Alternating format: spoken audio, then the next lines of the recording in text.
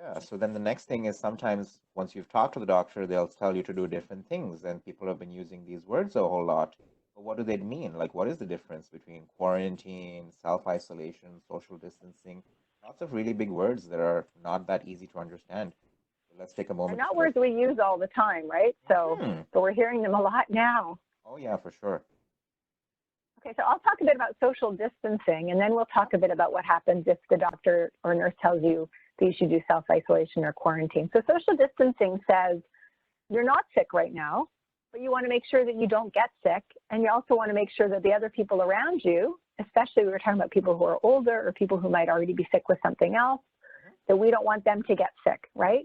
So we're all trying to keep space between each other. And you see in this drawing here, they actually, usually everybody sits in the chairs, but now we're going to keep space between other people in those chairs. I've seen when you go to the grocery store, instead of everybody lining up really close together, they might let only a few people into the grocery store at a time, or they might have people stand further apart in the line so that they're not close enough that they might cough or sneeze on each other or share their germs, right? So really keeping space. If you're going for a walk on the sidewalk and somebody's coming down the sidewalk, kind of moving away or moving to the other side of the street, that you're not walking right near each other. And all these things are called social distancing, ways to keep our bodies further away from other people's bodies and like not being in big groups with lots of people. Yeah, because the moment you're in a big group, you can't keep that same space, right? That's right. And what about self-isolation or quarantine? Basically, both of these two words suggest that you have to stay at home. And these are things that the doctor or nurse will tell you as things to do in case you may have symptoms of the disease. You'll be told that you need to be at home. And then the difference between self-isolation or quarantine, self-isolation is where you think you have the disease because you have symptoms, and so you have to stay at home so that you avoid spreading germs to other people. Like you can see in the picture here, this lady is staying in her apartment. And the timeline that that has to happen right now, or the time, is about 2 weeks' time for COVID-19. That's the advice that we're getting, is 2 weeks of staying at home and trying not to interact with other people and trying to avoid that spread of germs. Yeah, and that's because it might be in the first few days, you don't even feel any symptoms really, right?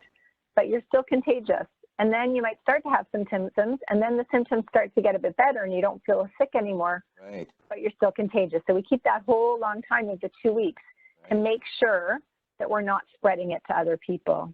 exactly. And quarantine really is the same thing, isn't it, Irfan, as self-isolation? You're still staying home. You're not going out. Yeah. You know, if you need to get food or you need to, you know, I don't know, get your medicine, someone's bringing that stuff to you, but you're really trying to stay away from other people.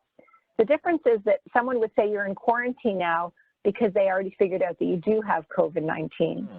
But it's really doing the same thing as you would do even if you don't know if you have it, if you're not feeling well. So once you're not feeling well, if you have it, or even if you're not sure if you have it or not, the trick is 2 whole weeks Mm-hmm. to stay so you're not in touch with physically, so you're not near other people. Other people, yeah, staying. And sometimes, especially if you live on your own, this isn't too bad because you sort of have your own living space. But if you're living with other people, this can be a bit challenging. So that sometimes can mean staying in your room and, you know, people bringing you the things that you need in terms of food and whatnot. Sometimes you have to use your own washroom. So it can mean some big changes in the way you do things. But the good But it thing is doesn't it's last for a short forever. period. It's Exactly. It's a 2 short weeks, period. right? It's 2 weeks time and then back to normal after that once you're feeling better as well. Yeah.